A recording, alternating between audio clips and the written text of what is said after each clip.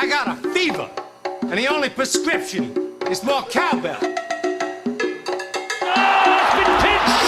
It has been pinched, and it's the Rocket, isn't it? It's Jensen!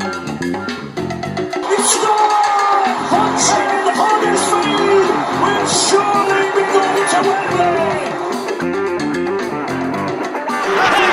Cudjoe is going to go all the way! He's getting ready for the Giants! He's deceptively quick for a half-back. Is he going to go all the way? They've got the numbers out wide here of Huddersfield. They have got the man out wide. It's McGilvray for the corner, and McGilvray is in. Welcome to episode 13 of the Talking with Giants podcast. 13 proves to be a lucky omen for the Giants as Hull were put to the sword emphatically by a youthful Huddersfield side. We'll delve into the finer details of that game and pick out a few key performers. In a week where the NRL has decided it'd rather have a few weeks holiday than play in a showpiece event, we don't have Nate the Great Wood with us, who's playing cricket tonight, but we will be checking in with him, and we will be checking in with Jake Rowlands to see if Thursday night finally put a smile across Jake's chops. Josh Phillips is tasked with bringing the podcast youthful exuberance, and I'm your host, Matt Shaw. So, guys, how are we doing? Very well after Thursday. Very enjoyable. Yeah. How are you? Second that. Good. So Huddersfield 40. Hull 26. Nat called it last week. Me and Nat did a podcast, and he said to me he was adamant that Huddersfield would win the game. Us three miserable so-and-sos thought it'd be a close run thing, slight defeat. But fantastic. And do you know what? I enjoyed this game more than any Giants game for ages. And it's not just down to the result. It's like Nat's been saying for quite a while. He's been saying week after week, give me 13 or 17 lads I can get behind who want to play for the club, and I'll be happy with what's happening on the field. And I was always like, yeah, okay, but we want to see, some good rugby thrown in as well, and a little bit of progress. But I completely got what he meant by this game, because what I saw was a team and a group all pulling in the right direction. Some of the young lads marinated nicely, if you like, and I'm enjoying watching their journey into rugby league as well. And long may this continue, because win, lose, or golden point, whichever way. I really enjoyed watching these guys, and there's a real feeling that this group of players are pulling in the same direction, pulling together. And I enjoyed it, and they're playing with freedom as well, and that's one of the key. They played with a lot more freedom against Hull than what they had done. There's a danger that maybe we can get overly excited again, playing against a team who hadn't played for a month. But I really enjoyed what I saw. This was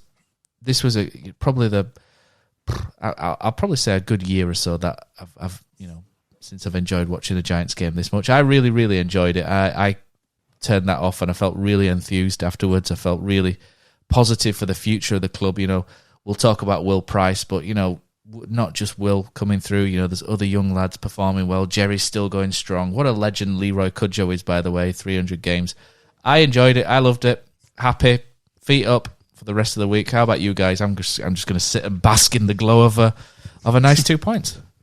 I'm going to continue the positivity, Matt, because as you know, I was working away up north last week in Blackpool, and I had the night off. So I was going to go over more just because I'd not been in the ground since last February, to be honest. That was my main motivation for going. I wasn't really expecting too much from the game. It was just going to be nice to get back in without any restrictions, and that was enjoyable. But, going for a drink before, it was just really nice to be back. But then on top of that, well, they served up a treat for me, didn't they? I said to Jake, is it not been like this every week? Obviously not. I've been watching it, but the whole night was just really enjoyable. And as for the game itself, I thought, we could have. There were a couple of moments near the start. They got the first try, didn't they? And then we got ahead, and then they scored again. And I thought the heads might have gone down at that point, but they showed great resilience. And like you said, just the intensity was there.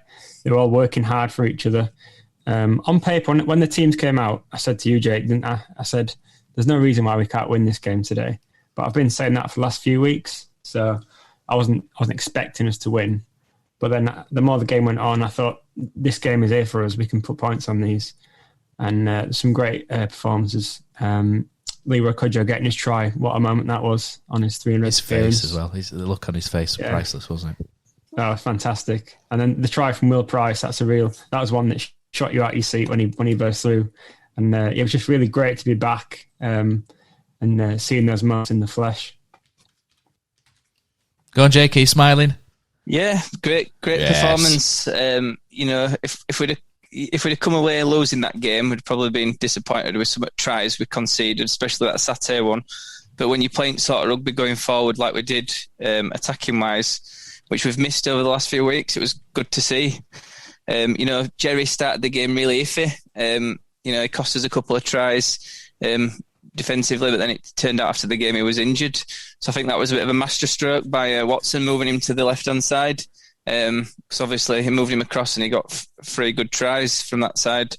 Big hats off to Luke Yates. Thought he was immense. Like Josh said, the enthusiasm and the intensity were there, which it hasn't been in recent. Although the effort's been there in recent weeks, that intensity and enthusiasm hasn't. And we looked enthusiastic throughout, from first minute to the final whistle. You could see how much it meant to Josh Jones. Geeing up the crowd. I hadn't seen that from players over the last few weeks either. You can just tell they were determined to win that game. It was, really good outcome. Big shout out to Ollie Russell. I said last week he's gradually been improving week on week. I thought that was his best performance in a Giants shirt to date. And Will Price, like Josh said, getting better and better. He's just got that speed and strength to burst through the line, something we've not seen at the Giants in terms of a halfback for a few years. I'd like to second that about Ollie Russell, because obviously I gave him a bit of stick last week. Might have gone over the top. If I did, apologies. But he had a really good game, and credit where it's due. I thought he was fantastic. The kick he put through for Jerry's try towards the end of the game, that was really clever, great vision. So I sort of hope he keeps it going, and his confidence keeps going on the up. No, definitely, and it wasn't just them two as well. Sam Hewitt had an exceptional game, got really stuck in. Trout, mate, I loved that elbow with Sam Hewitt, because it just shows a confidence. I don't care if he'd have got yellow carded or whatnot. I just love how he's stood up for himself. How a young lad. It's so easy as a young lad to be, thrown around by some of the older experienced pros, but he was having none of it. Do you know what I mean? He was like, he felt he'd been roughhoused, if you like, and he just gave a bit back. And I love stuff like that. I love, the young lads, and that's what I liked. They all played with fire, a little bit of that. And I love that moment from Sam, even if it was a bit of a people's elbow. It's good to see. I mean, Ollie Wilson did a great stint in first half. He were exceptional. Like I said, Trout's getting better and better. Although I didn't notice him too much in the game. When I watched the game back on, Lewis Senior had quite a good game, really good defensively, did some massive carries. It looks like he's improving. And what I liked about Watson's team selection, a few weeks ago, it would have probably started Sam Wood on wing, and Lewis would have probably been left out of the squad. Given the fact Sam Wood's not here next year, we should be developing like Lewis over Sam Wood. And I hope Watson does that going forward. The fact we haven't had a game this week, I think both halves, Price and Russell, deserve to start the next game. Despite if Gaskell or Cogger's back, they both deserve to start that next game. Indeed. So we've covered a lot of bases there. I think we need to talk a bit more about Leroy Cudjoe as well. I think people, not just necessarily us, but we look on your Facebook groups and the forums, and people question whether we should maintain. I've always said, you've got to keep people like Leroy around the rugby club as long as possible. They rub off, in a positive way on other people, and especially the young kids coming through. And even if he wants to play, doesn't want to play, find a way to keep Leroy at this rugby football club. He's such a top guy. He's a Huddersfield legend. I remember going to watch Town in away games at the Premier League, in the winter, and Leroy's there, you know what I mean, in the concourses and what have you. He loves the town, he loves the people, and the look on his face was just priceless, wasn't it, when he went through for his try? I just thought that was such a lovely moment, and we've not had many of those lovely moments, have we, in sort of the last sort of 6 to 12 months or so, and it's been a rough time for a lot of people, but that was just a really sort of heartwarming moment. And Leroy Cudjoe, 300 appearances, just a Huddersfield Giants legend, isn't he? Huddersfield legend. And also the actual manner of the try he scored, it wasn't just walk over the line job. He had to burst through a couple of players. All right, it was against a tiring defence, but that shows that he can still, he's still got something to offer. He got in Team of the Week for this week. I don't know how much that was to do with it being his 300th game, but he did have a good game. And if Ian Watson, I think he mentioned in his interview before the game that he's going to be sticking around for next season, which I'd be happy with. He's not going to be starting every week if we've got Latelli and Jake Wardle to play ahead of him. But if he can keep himself fit and he's always there, he can play on the wing as well. He's not got the pace we'd like on the wing, but he can do a steady job there as well. And as you say, he's someone that's good to have around the place, set a good example in training. So yeah, I'm happy to keep him for another year. Yeah, I mean, I must admit I was one of the people a year or so ago that were calling for him to retire. Thought he were finished after his last injury, and I thought it would have probably been the right time to retire for him. But he's proved me wrong. He's come back. He looks fit. He's managed to train now for a while, I believe. I think it was first pre-season in 5 or 6 years, I believe, this one. So, if he gets another pre-season down him, he might improve more next year. He has lost a lot of pace. It's hard to see him scoring a try like he did at Warrington away all them years ago to win us the game in playoffs. I don't think he could score a try like that again, but he's he's still got his skill. He's still strong. You can tell he loves the club. So yeah, happy to give him another 1-year contract and do it on a sort of rolling basis. It's hard to see him, club giving him a 3-year deal at this stage of his career in case he gets another bad injury. But take it year by year. I don't like to see him on the wing personally. I think it's when you see Leroy on wing, you need people with a bit of pace out wide now. It's something we've lacked for quite some time. So I like him in centre, as a backup centre to Jake Wardle and Latelli. You can't ask for a much better third choice centre really in your squad. I agree with that. When I said about him playing on the wing, I meant as sort of like emergency option rather than a backup. Yeah.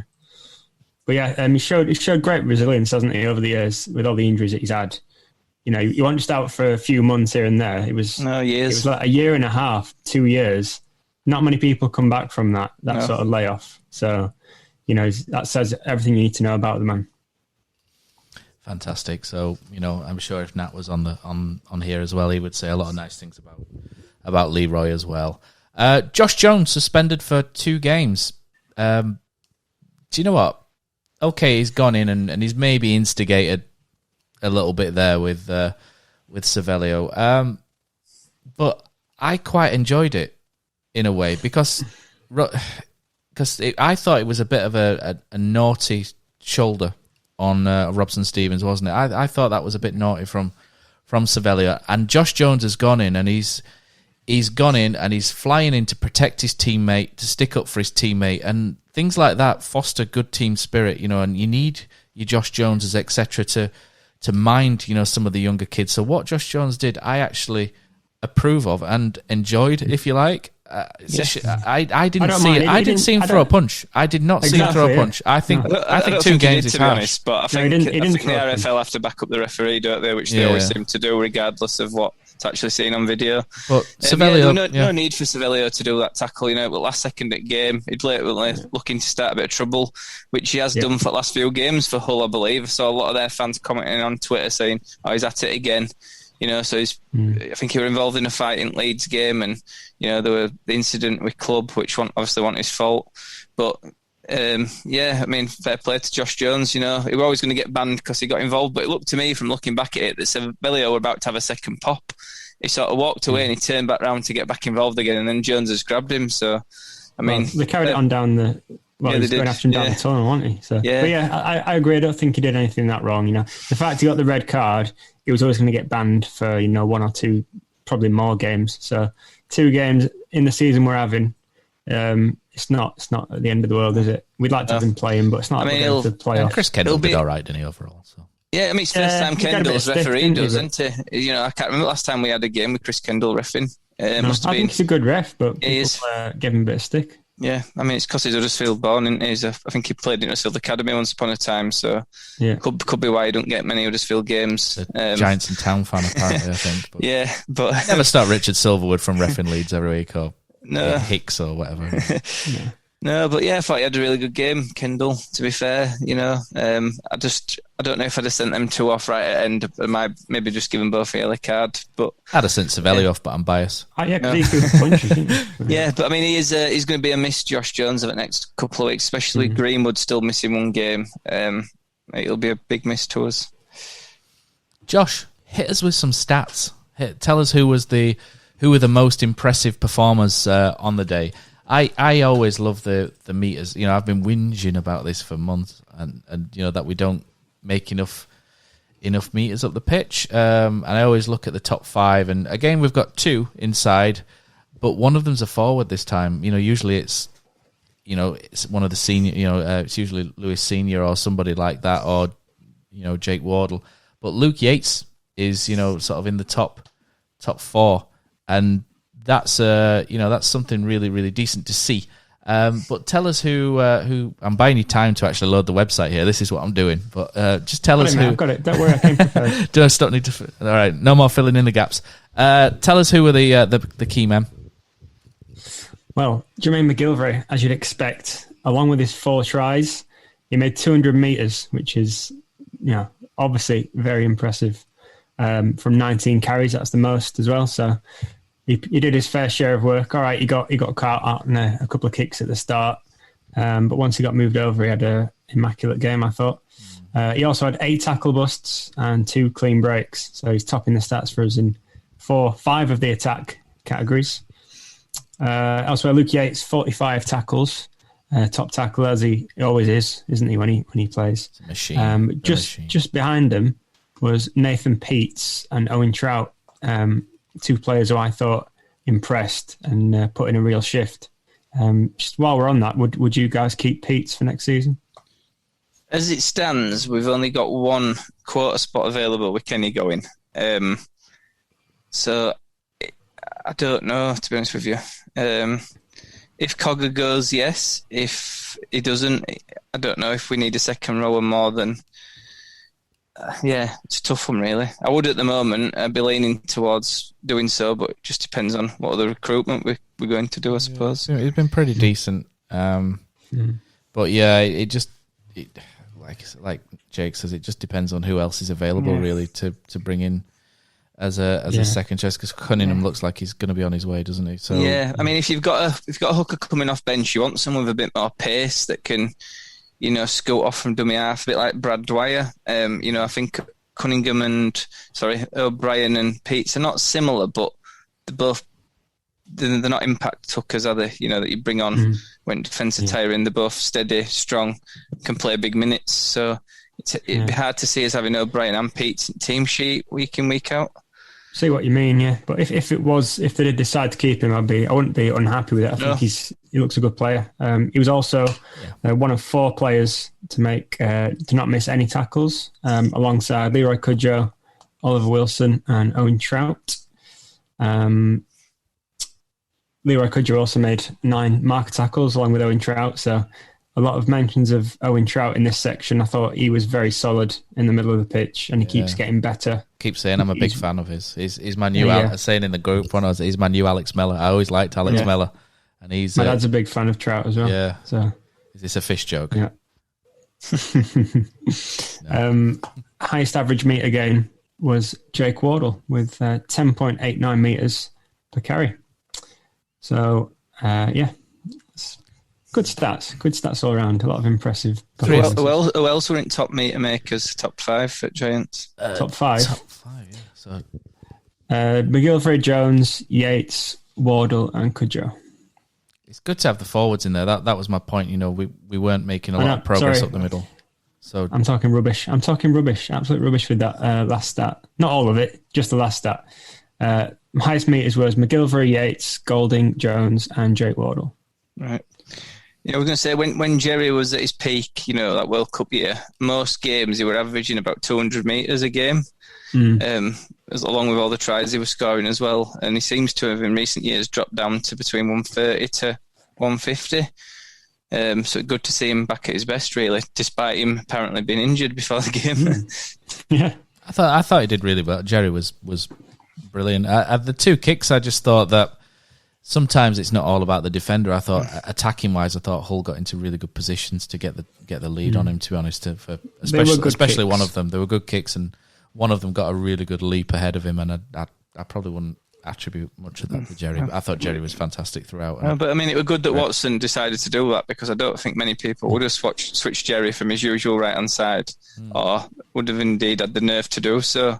And it paid off massively, because it was sort of reactive, but also a little bit proactive, because they're obviously going to do it again. So it's better to do that rather than concede.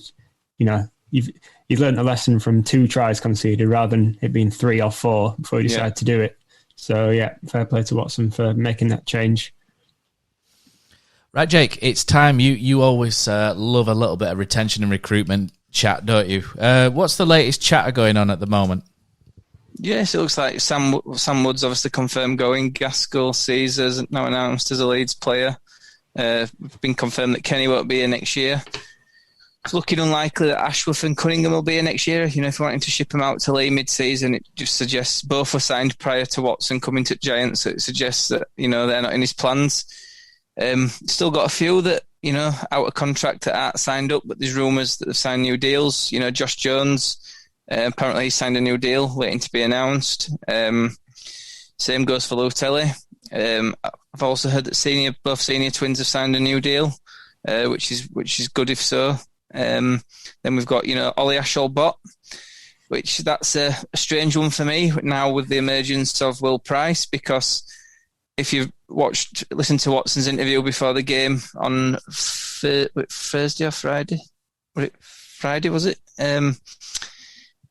He said that he sees Will Price as after the game, he sees Will Price as a fullback. With him bursting on and playing how he has, to me, he's taken over Asholbot in terms of the squad ranking. So would we keep Asholbot just to be a third choice fullback behind Golden? Have you heard we are keeping him? No, this is what I'm saying. He's out of contract. Right. And no, I'd be surprised. Yeah, given the fact Watson sees Will Price as a fullback and how well he's playing, it's hard to see us keeping Asholbot. And to me, Price takes his spot in the first team squad next year. And you've got McGowan as well. Yeah, you've got McGowan still, he'll be a year older, and I don't think he'll be eligible to play academy next year, so he'll be looking for game time, whether it's on loan or if they do bring reserves back. I think Louis Senior takes Darnell's spot on wing, and then his Senior comes back from Wakey as first choice backup winger. Would we give Joe Wardle a new deal? That's a real difficult one for me. Not for me. I'm a big fan of him, but not for me. Get the feeling his body can't cope anymore. But like I said that about Leroy Cudjoe a couple of years ago, so I hope he can make it back. But it's hard to see club giving him a big deal more than at least a year at the moment. With his injury record over the last couple of seasons. Inwards, we're waiting to announce Theo Farge, Lollahea, Seb, and then there's rumours of Chris Hill and Nathan Mason. Chris Hill, at first, I thought, that's a bad signing. Passed it, over the hill, so to speak. But the more I think about, the more I think about it, it's quite a good move. We've got a lot of young props like Wilson, English, that haven't had a real leader to look up to the last couple of years in terms of a forward, in terms of a prop. That is, Yates is still young, although he's quality player. He's still only 25 or 26 himself, so bringing somebody that level of experience who's played international and won trophies will probably be invaluable for those guys. So come round to my way of thinking, Jake. Yeah, I'm on board with that one. Nathan Mason. I thought that got. Did they not kibosh that Nathan Mason? I thought no. Watson came out and said he's definitely interested. Okay. It adds another prop forward to line up. I can't see him getting a regular first team spot, but he's probably better at this stage than Jack Ashworth. The times I have seen him play for Lee, he's stood out for them and he's been quite good. I think he's still only 27 himself, so similar age to Ashworth. Good side. Huddersfield, a good side. Huddersfield Academy product, and that's what I sort of lean to when I'm thinking, came through our academy, so why not give him another chance? For me, I think I like both those signings. I like the fact we've signed, supposed to have signed 3 props, because if they do happen, then we've got English, Seb, Chris Hill, Nathan Mason, Lawrence and Wilson. That's 6 pretty good props which is I think a position where we're short this season. So it's good that we've managed to get those players. Which the punchy allows props Yates as to well. go. Really punchy props, who can bang holes through the opposition. Yeah, And that allows Yates to move to loose forward. yeah. And if we are bringing them in, does Yates take Edwards' place in second row or at loose? Or do we bring Prefer another him at loose. Or do we bring another second rower in to replace Edwards? I think we still need to be fair. Yeah. But then if we do bring an overseas, say, second rower in, that's our quarter spots done. That's 7. So then it depends on if Cogger goes. If we've got Jones, Yates, Greenwood, McQueen, Trout, and Hewitt, that's another 6. Can you keep all them happy if you bring in another second row? No, well, yeah, this is it. It's a hard one, really, because Hewitt's playing well. He'll be a year older next year. He'll be wanting to keep his place in team. So at this stage, if we did let Cunningham go, I would say we'd probably sign Nathan Peets. Then we've got 2 hookers. Yates can take Edwards' spot potentially. It's looking good. I mean, Watson did say, after the game that was quite far down the line with recruitment. So, but yeah, I definitely want to see us wasting that quarter spot on a overseas winger like Ken Seo or somebody like that. That would disappoint me, to be honest. I don't mind Ken Seo just because. I don't think he's worth a quarter. I don't think he's worth a quarter spot though when we need it in other areas. No, I don't think not. he's a massive improvement on one of the seniors. Is he really? No. Not massive. He's He's a good decent, goal but kicker, he's not. Yeah, he is. But yeah, I'd like. I don't know. I'm really sort of gravitating towards our own at the minute, just because I enjoyed the game so much. So yeah, I'm all for that. And if you do give Lewis Senior and Innes Senior, a starting spot and a first backup between them, that does give you money to spend elsewhere. Yep. So you've got your Darnell money then what you would have, because we did offer Darnell a contract. Yeah, that's the money that we need to be using to tie up Will Price. But overall, when you look at the squad 10 years. we're building for next season, I can definitely see a plan, and I think we're over the worst of this season, if you know what I mean. Because a few weeks ago it was like, there's so long to go in this season, and we're just losing and things looking bad. Whereas now we've got rid of Caesar and Edwards, although they are great players. I think for the benefit of the group as a whole, and looking forward to next year as well, we're starting to see now an actual building process for next season, and I'm starting to get a little bit excited about next season already. I'm not going to say we're going to be top 4 or whatever, but I think we can improve, and I think we can see more displays like what we saw on Thursday night. Yeah, I mean, don't get me wrong. Thursday night, we have to remember Hull still had quite a lot of players missing themselves. Jake Connors, Josh Griffin, Scott Taylor's, Jamie Shaw. They did 3 weeks ago, and we still lost that game. No, but they were coming off back of not playing for 4 weeks this week as well, so they're going to be been a little bit rusty. So don't want to get too carried away with that performance, but. It does look better than previous weeks, and it was a much needed win, which will give the guys confidence going forward. And it's probably quite a blessing that we haven't had to go face St Helens the game after, because we could have gone there and got it, blown up again and been back on a losing streak. Where I quite fancy his chances against Castleford, because they're hit and miss. They don't particularly have massive forwards, something that we struggle with. So for me, the fewer games we play this season, the better. I know that sounds a bit. Yeah, I agree. It's not a normal season, is it? The least fewer games we can play, then the less games we can lose, which sounds very negative. But I think it's important to play the right games. I wouldn't mind playing Cass, but when you're playing St Helens, Warrington at the moment, with where we are, I think it's better if we don't play them, just so it doesn't affect confidence. Josh, you wanted to discuss the Super League crowds, didn't you? Yeah, I did. So obviously we didn't get 4,000, which was disappointing. Wigan only got 5,500. It's concerning, really, isn't it? A club like Wigan, the crowds have been going down for quite a number of years, but to that level, the sort of level that we would have been disappointed with ourselves not that long ago, it's a worrying time for Super League. And I know it's caused by a lot of things, COVID. Some people aren't going because, they don't feel comfortable going out yet, which I totally understand.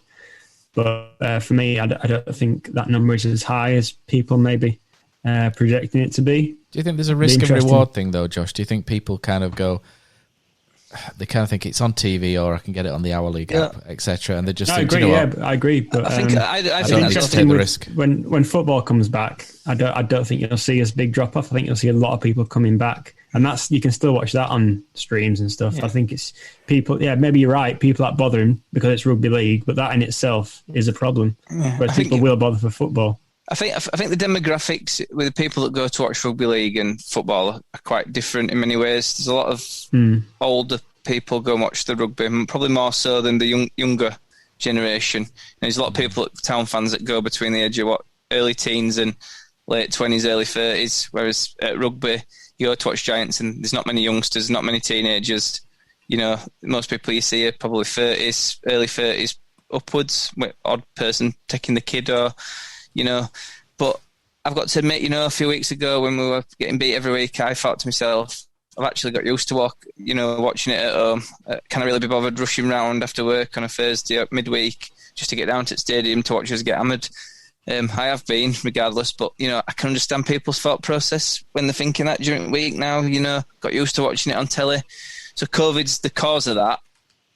But it's not the reason why they're not going now, because just they've got comfortable watching it at home. Yeah, I think a lot these of are all people valid points. But I just think if we say, it's just because of COVID, everything's all right. No, I it's think still that's poor. It's still a poor crowd. It's been going down. The crowd's been down before COVID anyway. And I think a lot of people are losing interest. I think, you know, this season, with the league table being like it is, I think that puts a lot of people off. I know it's a little thing, but no, look at the table. It's not a proper season, is it? Because the games are all over the place and games are getting called. If you win a game, you don't know. So if we win tomorrow, we're going to be on 0.312%. It's just. Yeah, I'll tell you what though, the Wigan crowd was much more disappointing than what ours was. I would be worried if our Wigan, percentage-wise, because they've been used to getting 5, 6, 7, 8,000 more than us in recent years. You know, we've probably at a peak at 5,500 over recent times. So, you know, I don't think our crowd with that, or expecting it to be worse, to be honest with you, especially with how we've been doing. I think if we'd have won a few games, or maybe won against one of the games against Wigan, you might have seen an extra 5, 6, 700 there. But, you know, the Wigan one, to me, that, you know, I know they've not been doing too great themselves and they've lost a lot of games recently, but, you know, that's still bad for them, really bad. I think what's bad from rugby league fans, Josh, I think what's really bad is that usually when someone gets a crowd, other fans of other clubs just kind of pan them, don't they, and say, Wakefield, Huddersfield shouldn't be in Super League. They don't really seem to understand that this is a problem with the game, not a problem with the clubs. Because if rugby league is popular and thriving, you can guarantee there's 10,000 at Huddersfield, and then all of a sudden it's not a problem anymore. Whereas this is a problem with the game itself, not with the football. It's not the case that everyone else, the crowds are going up and ours are going down. Yeah. I'm just thinking of what's his name on Twitter. Who sometimes I like his opinion, sometimes I don't. It's Rugby League Dinosaur or something. Sometimes he comes out with some absolute tripe on there, and there's absolutely no rhyme or reason as to blame any of these specific clubs, because it's across the board. And like you've said, there are no younger people being attracted to the game. It's an old man's game. We're old men. We're all. To be fair though, as well, I think people are just fed up with the way the RFL are handling. Not just the RFL, but the game in general. With so many games being called off, and you don't know if they're going to go ahead. It's that week. I think people have just written the season off in the head. I'm thinking my dad's pretty similar. He said to me, he's lost that enthusiasm because games are getting called off left, right, and centre. They may as well have called season off. And when you're thinking like that, it's hard to get motivated, especially when you're thinking as an away fan, thinking, can I be arsed travelling over to watch them? If I were a Hull fan, for example, to go and watch them over at Giants. For me, that was my first game back since Giants game since we lost to Wigan start of last season, and I was looking forward to going. After once there was no restrictions, I couldn't be bothered travelling all that way to sit in a poor seat and all that. But if I'd gone on Thursday and they played awful and it was an awful game, I'd probably just say, well, I'm not going again this season. But because we won, I'm looking forward to going a couple of times more before the end of the season. Hunting, but I think that's me, because I had a good experience. It's like, oh, that was great, I want to do it again. And then we go back and we probably lose. But but I think a lot of this debate is a bit hypothetical, because we don't know the reasons why people aren't going. We haven't surveyed them, and I think maybe we should revisit this debate a few games into next season. Once hopefully things COVID wise remain stable, and we'll see if crowds do come back. If there's a proper season next season, that's what I hope anyway. I think I agree with that. So we'll have a look at that later on down the line.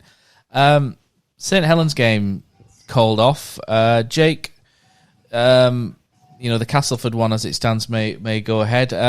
Yep. What are the rules? So for those that don't know, what are the rules which determine whether you get where you have to forfeit the game or not? Because obviously we had the game against Castleford where we had to take the hit. For those people that don't know, tell us why St Helens don't have to take the hit. I believe, and I'm not 100% sure on this, if you've got 7 players or more that have got COVID or tested positive, you can reschedule, cancel the game. If you've got less than 7 but still can't field the team due to welfare, then you have to forfeit the game, i.e. 24-0 loss, which we had to do against Cass, which Cass did a few days before our game against... I can't remember who Cass did it against, to be honest. Was it? I have no idea, but it was something like that, yeah. But then they miraculously had a full-strength side then a few days later, which I find absolutely bizarre. Obviously, the players that played in Challenge Cup final obviously celebrated after, you saw St Helens players on top of that bus. They've all obviously caught it, or it's gone round camp. I believe that the end date for COVID isolation is Friday. So if that's correct, Castleford should be able to field the team come Monday. Whether they feel they can or not, it's a different matter. But, if they haven't got the positive tests after the isolation, then they should be forfeiting the game, not, they should be handing our 24-0 back to us, which we gave them a few weeks ago. So if the game does go ahead, what do you fancy? I want more of the same. I want to see Will Price going at it. I want to see, Robson Stevens. Well, maybe, players like that get the sort of 5-10 minutes. I want to see Owen Trout, play a huge portion of the game. These young lads, I think, from reading some of the comments on the forums as well and Facebook, they're gripping the Huddersfield Giants. I wouldn't say gripping the imagination, but they're giving the fans something to cling on to and support in what's probably, I wouldn't say a nothing season, but it's not a season where we're probably not going to end up in the playoffs, barring a miracle run, and hopefully won't be involved in any relegation talk either. So these young lads are really giving people something to sink the teeth into, if you so to speak. I want to see more of that. How about you guys? What are you guys thinking? Yeah, I mean, we've got to keep that same squad out there. I think they deserve it. Obviously, Jones is banned. Hopefully, Matt English will have passed his assessments and can come back in and replace Jones. I don't know who else. Is it Cogger? They said Cogger might be fit. Does Cogger come on bench instead of Wood or Stevens? Stevens only came on for the last 5 minutes, so Cogger could also do a spell at hooker if necessary. I don't think anybody else is fit, to be honest. So I think we're pretty much, that's the squad we're going to have to go with. Squad good enough to win. For me, if Cass have been in isolation, they'll be a bit rusty. No reason we can't go there and pick up the points this time. Okay, I think we're on the hype train now, aren't we? I'm going to bring it down slightly. I think, for me, we'll go and be competitive as we have done for the last 4 games or so. I think we'll turn up. We'll put a shift in. I know it's a bit of a cop out to say that's all you can ask for, but for us, we need to instill that attitude into the club, because for too long now, we've had games where we turn up at Wakefield and we're 30-0 down after 30 minutes. And for me, as long as you're in the game, you've always got a chance. Yep. So I think that's the sort of thing we need to be working on now. It's making sure we're in every game and we don't get these spells of, conceding ridiculous points to teams that we shouldn't be doing so. If you look over the last few years, Castleford have always been a team where it's been a really competitive game, regardless of who's been injured, who's been out for either side. We lost by a drop goal at Castleford, but then beat them at home, I think, last year, did we? Year before, I think, with 2 competitive games. There's never a clear winner. It's always a good competitive game, and I expect it to be the same again this time. Won't be surprised if Cass just nicked it, but again, with most of the team isolating, apparently, you'd have to fancy us to, upset them really. Yeah. If the game goes ahead, it's at the moment, like we've been saying, we do keep talking about COVID. I know it's hard to avoid it in life, especially in rugby league at the moment. But I think if the game goes ahead, you just sort of sit and wait, and you can't be worrying about what needs to happen for it to go ahead. It just these things just change on a daily basis, and I think it's the same with the playing squads of each team. So it's hard to predict what our team will be, what their team will be, how it's going to go. So it's just I just want to see us compete with the same attitude that we did on Thursday. If the Cas game doesn't go ahead, who's our next fixture? It is Wakefield on the 8th of August. 8th of August. See, it might not Wakefield at home, sorry. Wakefield at home. So it might not be the end of the world if, the game doesn't go ahead. It's given them young lads a chance to have a full week's recovery and more going into that game against Wakefield. It'd be interesting to see if any seniors are allowed to play in that Wakefield game. I'd like to think you've got a clause which says you can't, but you never know, do you? Well, I thought that'd be the same with Seb and Ollie Robertson. They both played. Bit different that, wasn't it? Because I think that was sort of loan with a view to signing permanently, whereas senior's more of an actual loan. And then we got Salford and Leeds after that, if the games go ahead. So, a decent little run. We're not saying they're not easy games, but games where we think we can get something out of. So hopefully we can go on a little run of picking up points. Yeah, I mean, it's the Wakefield and Salford game ones where we need to be trying to avenge them poor defeats, really. Probably most two disappointing results in season this far, to be honest. I think the Wakefield result is the one that messed our season up completely, because we're on a nice little run. And then that game for me it showed something seriously wrong, didn't it? Yeah. To concede that many points in such a short time for him, but hopefully got to the bottom of that, the root cause of that now, and we can move on upwards. I think that's a good point to end it, unless we've got any other business. AOB. Yep, Adam O'Brien.